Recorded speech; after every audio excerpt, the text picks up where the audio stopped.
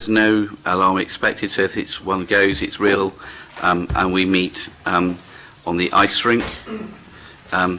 If you have your skates or failing that, King Henry Street round the corner. And I don't think there are any members of the public who are wanting to be filmed or not filmed. Okay, let's go through. Apologies for absence, as I understand there are none. Joe Jones, we're late. Okay. Members' interest, colleagues, any interest to declare? Minutes of previous meeting. Colleagues, you happy with that? Lovely. Okay. Item 4 then, gender pay gap. John, welcome.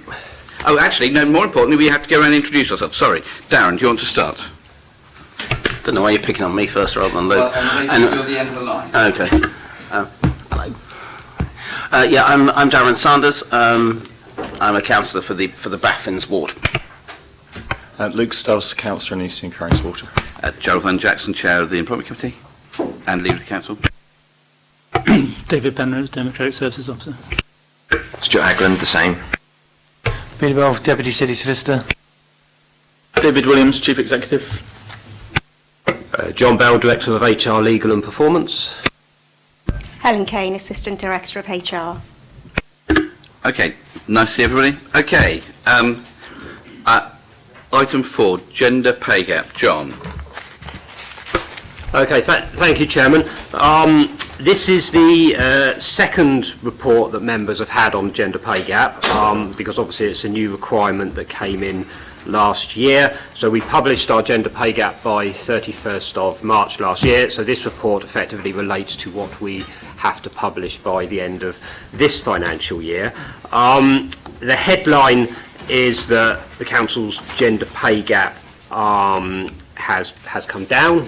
Last year it was 11 and a bit percent. Now it's 9 and a bit percent, which is obviously good news. I think, nationally, obviously, the gender pay gap exists, and the council's sort of position is significantly better than that, and we're also positioned reasonably favourably across the wider sector. You'll see from section 3.5 of the report, we're actually required to publish the gender pay gap across a whole range of different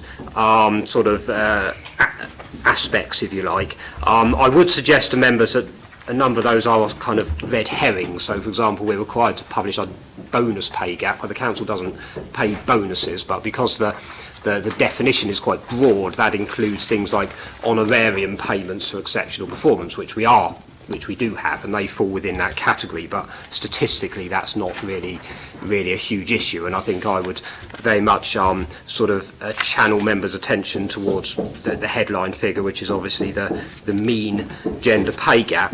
Now, we did include in our report a number of actions last time which we will be pursuing, so those are contained in the body of the actual published report itself, which is I think page 28 in your report pack, and I've updated on sort of what we're doing with all of those activities, and I think the reality is obviously it's a fairly long-term game. I don't think any of these are kind of magic wand type solutions. There are a whole range of things which we should be doing as a responsible employer to ensure that there's sort of equality of opportunity, and we're not inadvertently or indeed advertently discriminating against one gender over another. And I think I think all those actions are in train, and they are pointing us in the right direction. The other thing before wrapping up, which I'd just like to stress really, is that obviously this is about our gender pay gap. It's not about equal pay, and I think when I presented this last time, I was very, very clear with members that there is no evidence that we actually are paying men and women differently for doing the same job roles or like work. We have very robust systems and procedures in place to make sure that we're not doing that. So we have a high level of confidence that if people are doing the same jobs or they're doing equivalent work, they are being paid fairly regardless of whether they're men or women. This is about our gender pay gap, which is essentially as a result of the fact that 75% of our staff are women, and obviously a large number of those are in fairly low-paid jobs, which is why that gap exists. And that doesn't mean to say we can be complacent.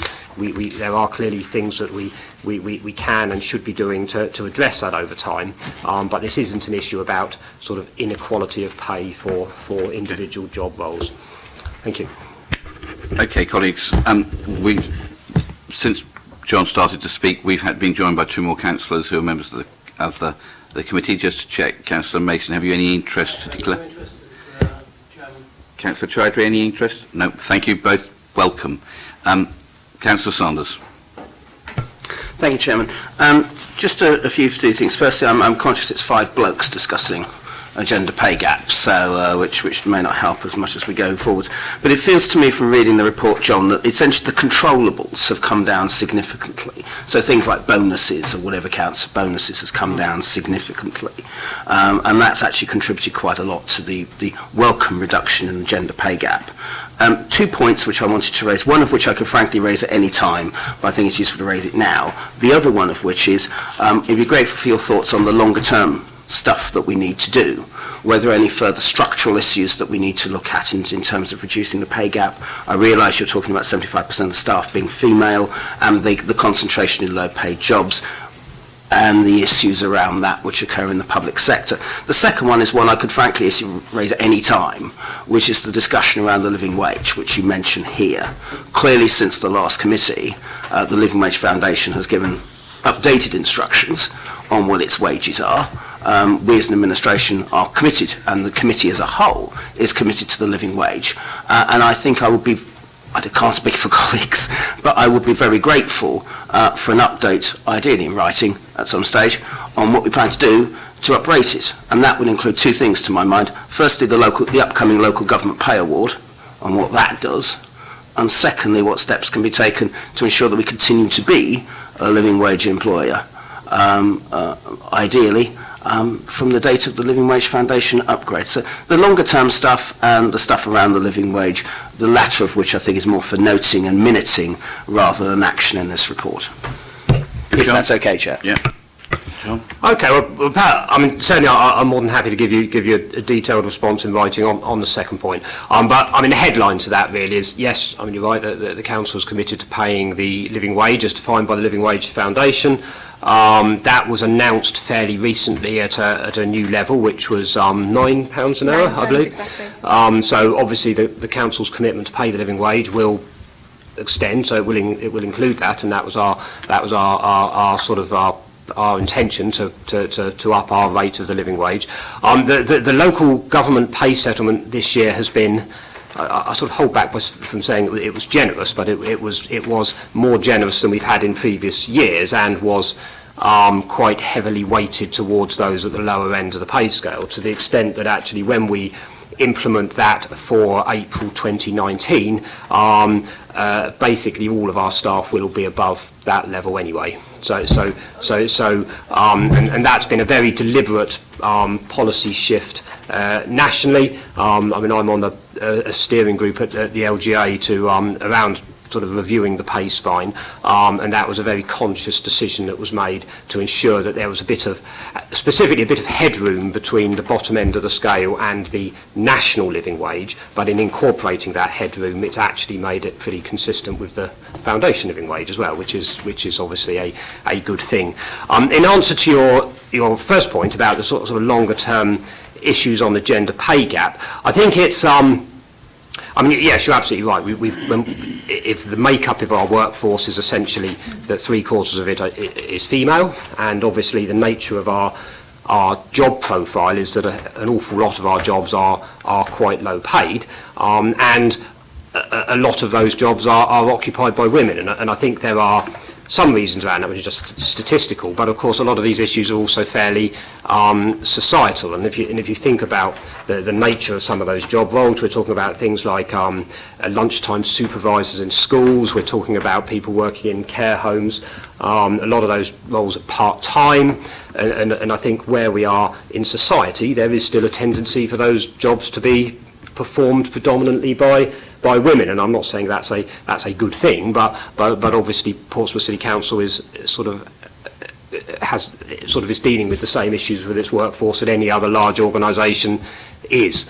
And I think there is, there are certainly wider political issues about how those sorts of things can be addressed. I think what we can do as an employer is to make sure that we're not sort of reinforcing any sort of stereotypes that encourage that situation to persist, and that we make sure we're giving plenty of opportunity for everyone, regardless of their gender and indeed their race, religion, and any other sort of factors that might wrongly come into the equation. Thank you very much, John.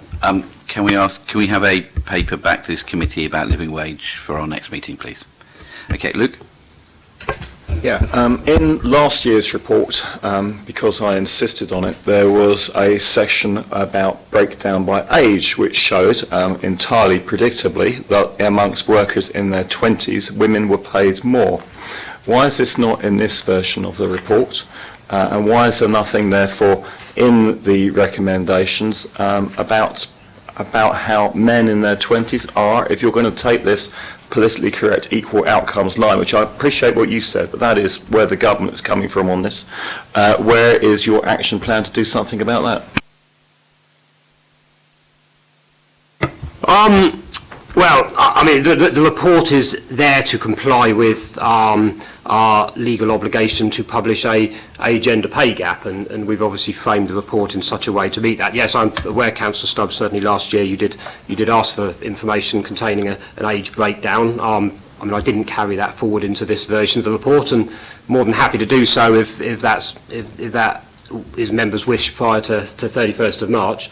But the report, as it stands, is obviously what we need to do in order to meet our legal requirement around gender. I think Luke has a good point, actually, in which case it would be sensible to come back with a report that reflects what was in last year's report, so we're able to compare apples with apples as opposed to apples with pears. Just look at, and clearly the thing that changes, clearly things do change, because by the time people are older, then that situation has reversed. But I think, Luke, would it be sensible if we asked for this report to come back with those sections added? That might be of interest. I mean, my guess last year, but I don't know because I just don't have the information, is that may have reflected recruitment into schools, and bearing in mind the schools as opposed to academies are largely in the primary sector, but I don't actually know that. That's just speculation. No. Okay. Darren? Just to sort of smooth the administrative processes, can I propose that we add 2.4 to the recommendations, which is that we essentially agree the first three recommendations, and then add 2.4, that an updated report with an age breakdown comes back to this committee for noting, as I think that gets around Luke's point, which is a fair one, whilst actually saying, we sort of agree with what's going on, and in particularly we agree the action plan as set out in Appendix 1, because I think that will give colleagues the ability to actually make some progress, whilst we look at some of the deeper work that Luke has outlined. Okay, happy with that, folks? Yeah, okay. On that basis, can we say yes? Thank you very much indeed. Okay, next one is the pay policy. John, I'm presuming this is you again? I'm afraid so, Chairman. I think members would have seen this so many times over the years that I probably don't need to go into it in any detail. Once again, it's a statutory requirement. We're required to publish it under the government's transparency rules.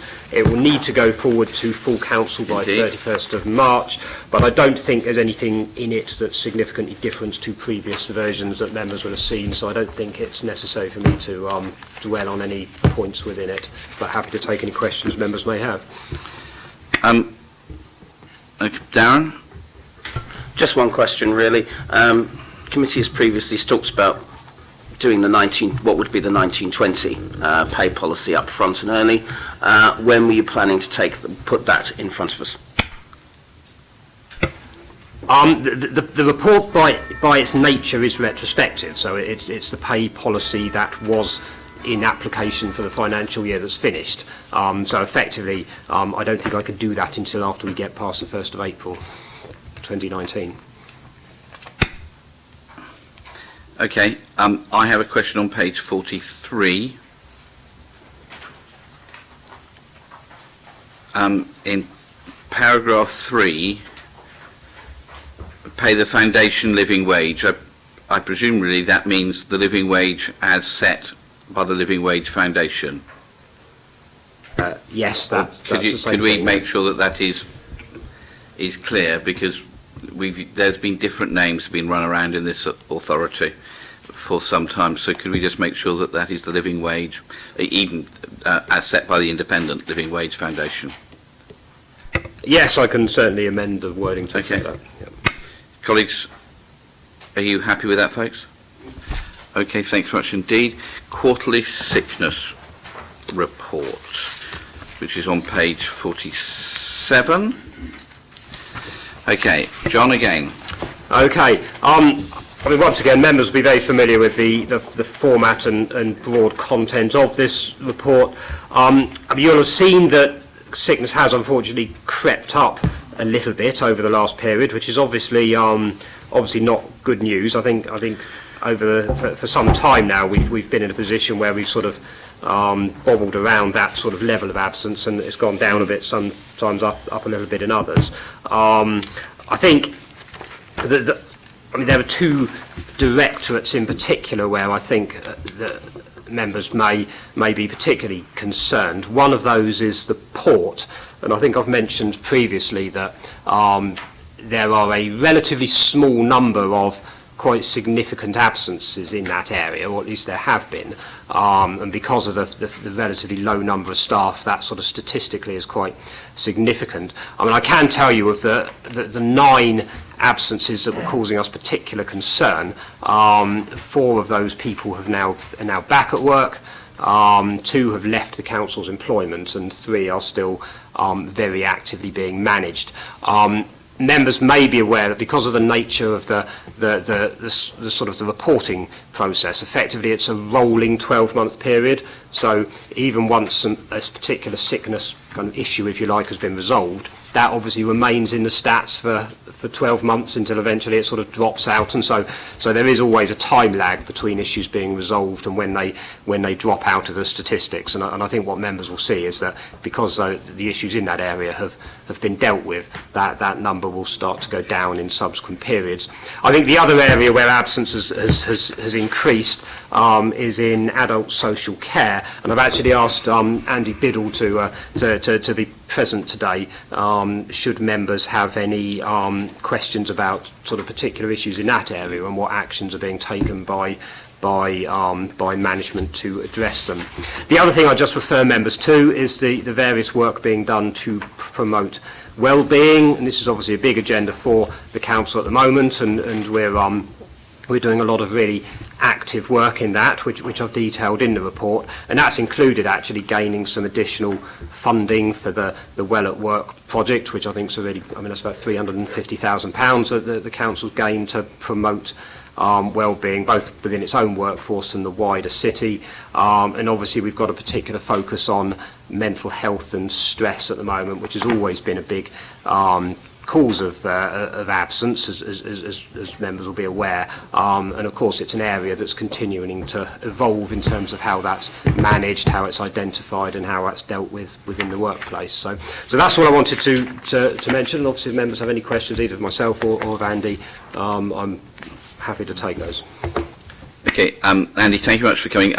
In some ways, I don't think we should be treating people equally, and I would be asking the director of both the Port and Adult Social Care to come to our next meeting to talk through what strategies they have in place to address this.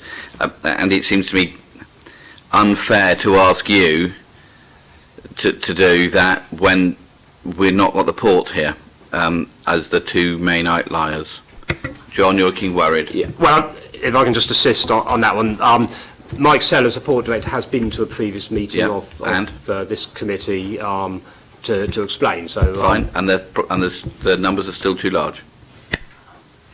Darren.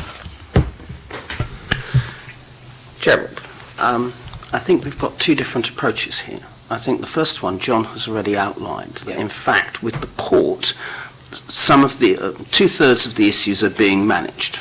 and will be managed out of the system over the next 12 months. So I think rather than Mike coming here, it will be useful in terms of future commentary, John, on these things, to actually explain how that process is being managed. Because otherwise we may get an artificial figure. And it may also be useful if you can calculate the numbers to see exactly what impact those 6 will have on the future figures. Where I would agree with you, Gerald, is around the Director of Adult Social Care coming here, because I think we all know it's an incredibly stressful department. We all know it deals with incredibly stressful sets of situations, and people do a fantastic job. And it is inevitable that there will be times where the stress is too much. It will be inevitable when there are particular pressures. I think it will help us, particularly as we move through our budget processes, to know exactly where the real stresses lie and how much of it is systemic and how much of it is individual. So I would agree with you on that, Gerald. I would also suggest, Gerald, that we note the progress of the well-being activities, particularly things like the Well at Work project, which is looking for people with mental health and musculoskeletal issues, which may or may not be linked to departments like adult social care, and in particular the lunchtime walking session, which seems to have gone down a treat, which is a lovely tool of the city centre, I understand, and may actually be of some use. But I think it is. I think those things are welcome. But I would distinguish the two, Gerald, in that I think the port is in the process of being managed, but adult social care we really do need to drill down in more detail. Hugh. I'd like to drill down a little on your knowledge of Portsmouth International Port. Are most of the long-term illnesses, as one might expect with people working outdoors, musculoskeletal? And are any of these related to accidents which might be a safety concern as well as a sickness concern? I'm certainly not aware that the latter applies in any cases. I think it's certainly fair to say that the working environment at the port does sort of put its own stresses and strains on the people working there, and certainly these staff, yeah, I mean they are, the majority of them are sort of outside staff, kind of pulling ropes and doing such things that you would do in the port. So, and certainly their absences in some respects are linked to that. I know there are at least a couple of absences which are more linked to mental health type concerns as well. So there are a range down there. Okay. Luke? Thank you. Certainly following on from Darren's point about lunchtime walks and so forth, I do think it's ironic that public health has an above average level of sickness. I've got a few points here.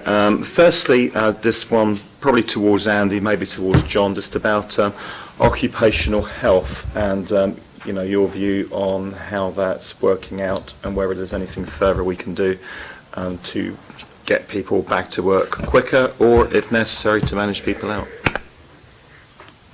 Andy? Thank you. I think with occupational health, I think what we've started to do in adult social care is to consider the period of absence that we're expecting from somebody and take advice both from occupational health and from people in that particular workplace as to how we can reassign duties, albeit temporarily, to bring people back to work earlier than their term of sickness. So considering issues such as lighter duties or doing slightly different duties, we do that in our residential units. So somebody may not be able to provide that level of physical personal care, but they could answer the phone, they could do reception duties and therefore be fulfilling a useful purpose at work. We may have people who aren't able to drive into work, and if we consider bringing them back to work at an earlier stage is beneficial, we may make arrangements for transport to bring them in. And so it's on that individual basis we would use Oc Health and our own sort of expertise. Do you think there's any scope for taking that further, just because we've got not great numbers here? I mean, is there any scope for is enough being done? Yeah, I mean, Oc Health's always been it always sort of comes up as part of this discussion, quite rightly, because obviously that's a service that we contract out, and we do a lot to very actively manage the effectiveness of that service. We're actually due to be reletting the contract for occupational health in the near future, and part of the job of doing that is that we've been talking to managers from across the organisation as well as other stakeholders like trade unions to sort of say, well, look, kind of what do you actually need from this service? How can we make it better in future? How can we make it more useful to you? I think we need to be clear that Oc Health, it isn't there just as a sort of a pre-dismissal service, if you like. I mean, inevitably there will be occasions when cases are referred to Oc Health, and the outcome of that is that we come to the decision that someone's employment needs to end. But primarily, Oc Health should be about properly understanding reasons of absence and what we need to do in the workplace to get the person back at work. And its effectiveness tends to depend a lot on how quickly referrals are made and whether they're being made for the right reasons. And I think Andy's absolutely right in sort of his thought process as a manager is to be thinking about sort of where Oc Health is best applied and at what point. 3 other quicker points just to make as well. So firstly, on these figures, when you're making the preferred measure, according to the report, the bottom line, which is total excluding schools but including agency workers, I think that's a little misleading because agency workers are always going to be zero. By definition, they can't be anything else. So I would suggest that the more important figure is the one excluding schools, also excluding agency workers. That's my first point. My second one is when we're talking about the port, of course, the other entity, which is not listed on here because it's not direct PCC employment, is MMD. And, you know, I would be interested, because I really don't know. I mean, what is the level of sickness in MMD? I've absolutely no idea. I've never seen the numbers on it. I think that might be, I would throw it to the chairman in a moment, but I think that might be something that would be interesting to see. And the other thing which surprises me a little bit looking at these numbers is to see that the total number of non-school staff has risen during the year. Now, I'm not suggesting that's the wrong thing. Sometimes it is the right thing to do. I have approved taking on extra staff myself within adult social care, but nonetheless, it's not quite what I would have expected across the authority as a whole, and I would be potentially interested, if other members are, on some information about the breakdown of where that has come from. Okay, first of all, Donna, welcome. Have you got any interests you need to declare? Thank you, Leader. Sorry that I'm late. No interest to declare at all. Thank you. Yaya. Yes, what I just like to ask you, there is some concern of the port, some absence, some sickness. We can take step to get someone specialized, employ someone to investigate and make report to us that what is the real tragedy and what we can do. Okay, Donna.